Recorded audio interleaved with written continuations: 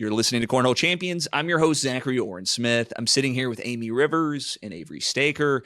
And our third story is about an exodus that's been happening quietly across Iowa.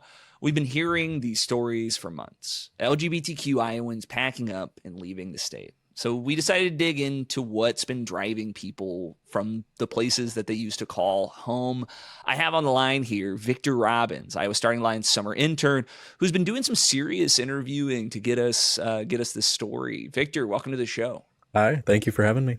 Glad you're here. I wanted to hear about kind of how you came to this story, right? Like what kind of led you to focus in on this being the kind of phenomena you really wanted to dig into? Yeah, well, this topic is, personally impactful to me. As an Iowan who's lived here all my life, as a member of the LGBTQ community, I see personal friends leaving the state. I see people from afar leaving a state. It's just something that I experience, day to day. So I really wanted to dig in and get to the roots of, what makes Iowa somewhere people don't feel safe. And that was really the crux of it, is not feeling safe. And Iowa Starting Line, we posted kind of a call to folks in the community, folks who've left, folks who are thinking about leaving, to try to generate some of these, some perspective on this story, right? Given that it's one of these like kind of deeply felt, the kind of phenomena that's deeply felt on the personal level. Tell me, do you have some exchanges, some interviews that stand out to you as kind of speaking to some of the issues that that you dug into? Yeah, absolutely. I mean, one that stands out to me particularly was my interview with Cass, who features in the first vignette of the article.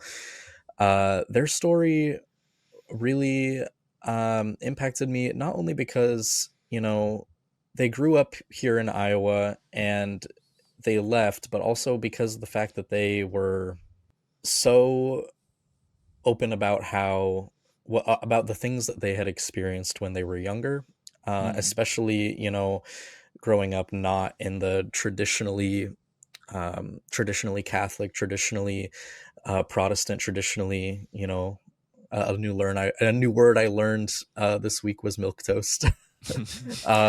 So very milquetoast setting of Iowa. I feel like their story really touched me because they were around my age, and so I was able to, speak with someone who was in my position and experienced a lot of the same things that I experienced, but from an outside perspective, and how their journey away from Iowa really allowed them to flourish. And it made me, very happy to analyze, what are the things in Iowa specifically that are driving people to leave. And I really think Cass was such a great person to talk to, and they really, shed some light on some great points. So Victor, one of the things that hit me about your story, which was an amazingly reported story, well done, was Thank you. The man who said that he was attacked outside of a gay bar in Iowa City. I'm assuming that's Studio 13, but it really, it doesn't matter. I mean, just people experiencing hate crimes, like you always hate to see that, especially because like we consider ourselves to be, a Midwest nice and Iowa nice, and to see this happening, or to see these things ramping up, is really disheartening to see. I mean, what were your thoughts hearing these stories from folks? Yeah, absolutely. It was very impactful. And the story you mentioned, it happened, while the man I was interviewing, he was in college. And it was a while ago. He moved from Iowa in 2007. But I think it's important to realize throughout Iowa's history, there's always this perception of, as you said, Iowa nice. I feel like Iowa nice has kind of lent itself to be something more along the lines of, we're polite to you on the outside, but behind closed doors, it's a different story. And that was really the same with almost every single person that I interviewed. They mentioned, Iowa Nice, and how on the outside everything seemed, more or less okay. They felt accepted, but behind closed doors and engaging what people really perceive them as and really think of them as a different matter entirely. Yeah, I mean, you don't even have to go that far to find, the Iowa Civil Rights Act getting language removed from it to cut LGBTQ Iowans out of, housing protections, out of workplace protections. I always return to the point that places make cases for themselves, right? That if we want to, I want Iowa to be a great place to raise a kid, to work a job, to enjoy the good life, right? But when we put barriers to that good life, when we create, some really noxious cultural forces, when we let this stuff grow in our state, it makes it a harder case to make we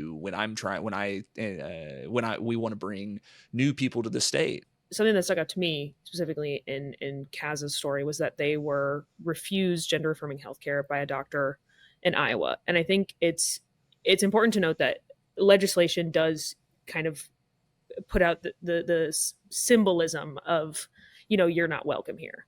Mm-hmm. But also something that your story did incredibly well was outline how legislation does have very physical, tangible impacts, more than just, changing the definition of Iowa Nice. It's actually leading to trans people not having access to the care that they need in this state.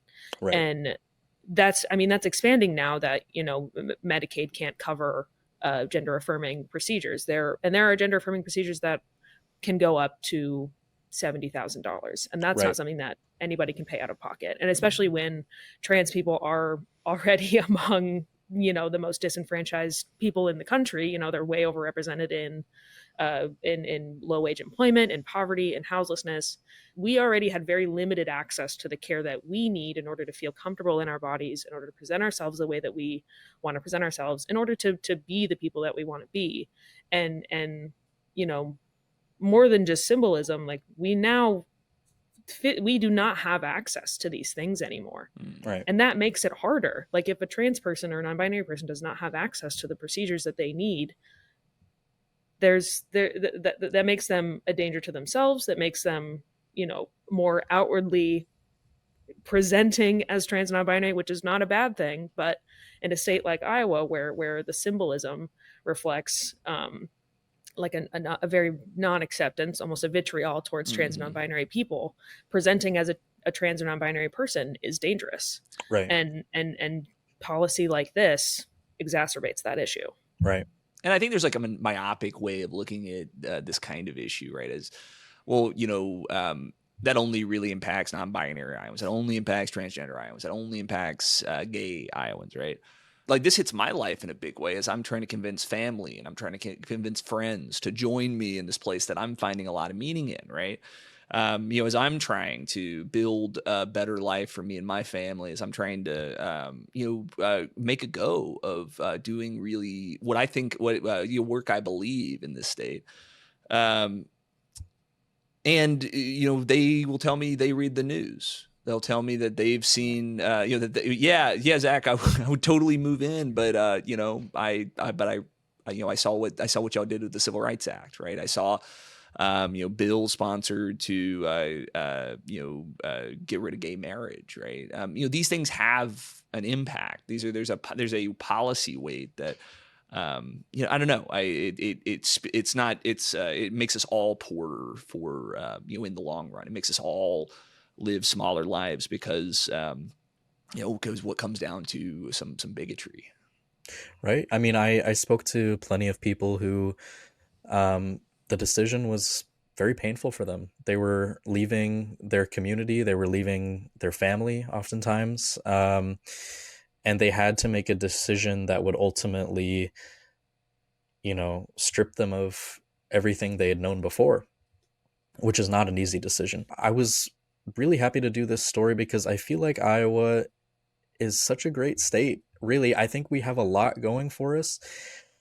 It's just that these policies that are being implemented are actively turning people away, actively affecting change. And so, like you said, Zach, there are so many people that, you know, consider Iowa, but then they see everything going on and they're like, well, you know, I would rather be in a, if I were to move to the Midwest, I would rather be somewhere like Minnesota or something like that. Yeah. So, and that's a sucking sound, right? That's people, that's young talent, that's advanced degrees, that's advanced skill sets, that's great artists and great community members, right? That's folks that could be shopping at my grocery store. That's folks that could be buying the empty house next door to mine, right? That could be there's a huge there's like a spiraling impact there, right? When we choose to put signs on the door of who should and should not be in the place. And we're going to continue to watch this trend. We're going to celebrate the lives of the folks who choose to stay here, choose to try to make make a life here, but like acknowledge the reality that we are making it harder for them, and that sometimes there reaches a point where folks are just going to make the decision to leave, and that's maybe the right move for them. That's maybe the right move for their family. So I don't know about Victor and Avery, but like I struggle with that sometimes. Like, am I right to be staying here? Like, or am I just stubborn to be staying here? Is it just inertia, right? I don't know. Is it out of spite? Yeah, sure. Am I here out of spite? I do a lot of things out of spite, Avery. You take this state from my cold, dead hands, Kim. And with that, that was another episode of Cornhole Champions. If you like the show, here are some things you can do to support. 1, go subscribe to the show at our home on youtube.com.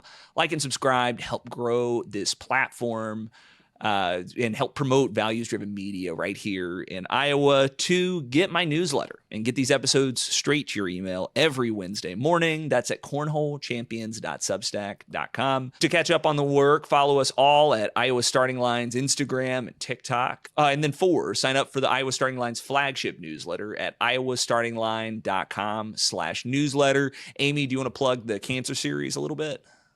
Plug Cancer Series, yes, the hot spot investigating cancer in Iowa. We are dropping in your inboxes on Tuesdays. We just dropped the water quality one, which will be up on our website in the coming days, but subscribers get it first. Subscribers get it first. Cornhole Champions is a weekly podcast powered by Iowa Starting Line. This podcast is produced by me and edited by Rebecca Steinberg. Our music is by Avery Mossman, and our show art is by Desirée Tapia. Cornhole Champions is a proud member of the Iowa Writers Collaborative. We'll see you with a new episode next Wednesday. Until then, I'm Zachary Oren Smith. I'm Amie Rivers. And I'm Avery Staker. And I'm Victor Robbins. Thanks for listening.